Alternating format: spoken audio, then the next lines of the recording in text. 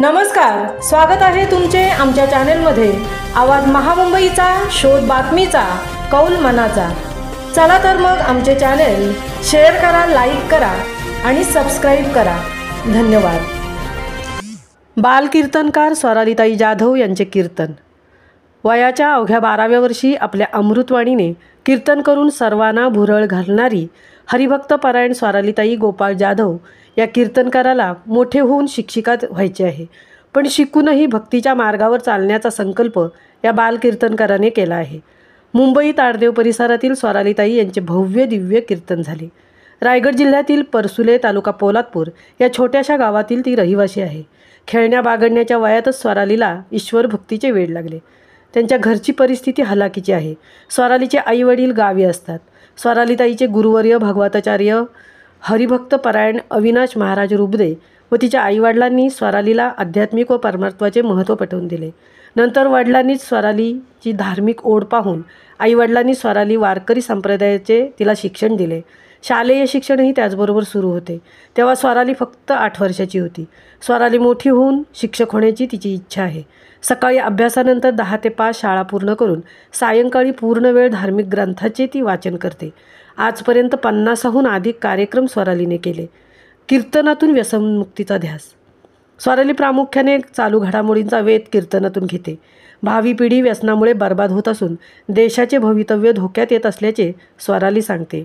बालकीर्तनकार स्वरालीताई जाधव यांची सेवा आपल्या गावात किंवा तालुक्यात जर हवी असेल तर 9405188879 या मोबाईल नंबरवरती संपर्क साधावा। आवाज महामुंबईचा चॅनेलसाठी सुनील ढेबेसह तृप्ती भोईर, पोलादपूर। ज्या ज्ञानोबरायांची महती सांगतात ते ज्ञानोबरायाच प्रतिज्ञा करतात, अवघाची संसार सुखाचा करीन। खरं पाहिलं जर ज्ञानोबरायांच्या जीवनाचा अभ्यास, त्यांच्या चरित्राचा अभ्यास जर आपण केला तर ज्ञानोबरायांच्या जीवनात सुख कमी आणि दुःख जास्त होते। निवृत्तीनाथ, सोपान काका, ज्ञानोबराय आणि माझी लाडकी मुक्ताबाई या ही 4 भावंड अगदी लहान असतानाच आई वडिलांना देहांत प्रायश्चित्त घ्यावं लागलं। आई वडिलांची अशी इच्छा होती की आम्ही मेल्यानंतर तरी गावातील कर्मठ माणसे आमच्या मुलांना समाजात घेतील, पण उलट झालं।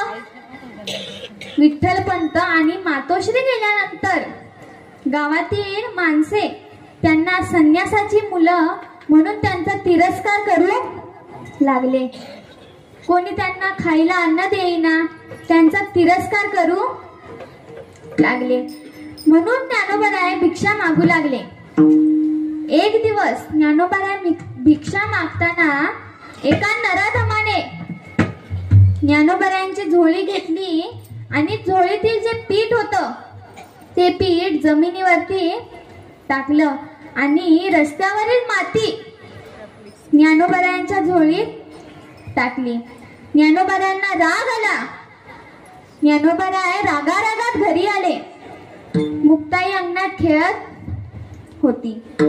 ज्ञानोबराय झोपडीत गेले आणि झोपडीचे दार लावून घेतले। मुक्ताबाईला आश्चर्य वाटले की आज ज्ञानदा आला, माझ्याशी काही न बोलताच कुट्टीची ताटी लावून घेतली। म्हणून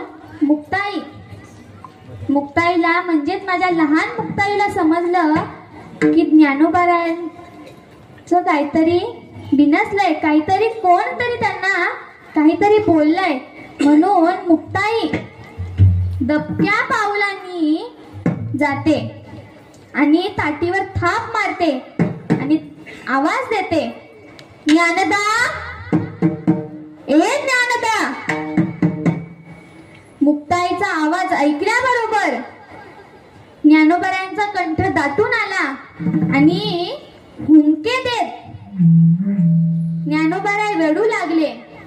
हुंक्यांचा आवाज मुक्ताईने ऐकला आणि लहानशा मुक्ताईला समजलं की ज्ञानोबरायांचं काहीतरी बिघडलंय।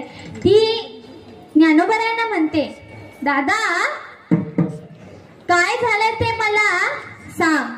कोणी काही तुला बोललं का? कोणी खायला अन्न दिलं नाही का? का संन्यासाची पोरं म्हणून कोणी चिडवलं का? तू मला सांग काय झालं. आता निवृत्तीनाथ दादा आणि सोपान काका येतीलच. ज्या वेळेस मुक्ताई ज्ञानोबरांना समजावत होती, समजूत काढताना तिने ताटीचे अभंग लिहिले. त्यात असं योगी पावन मनाचा,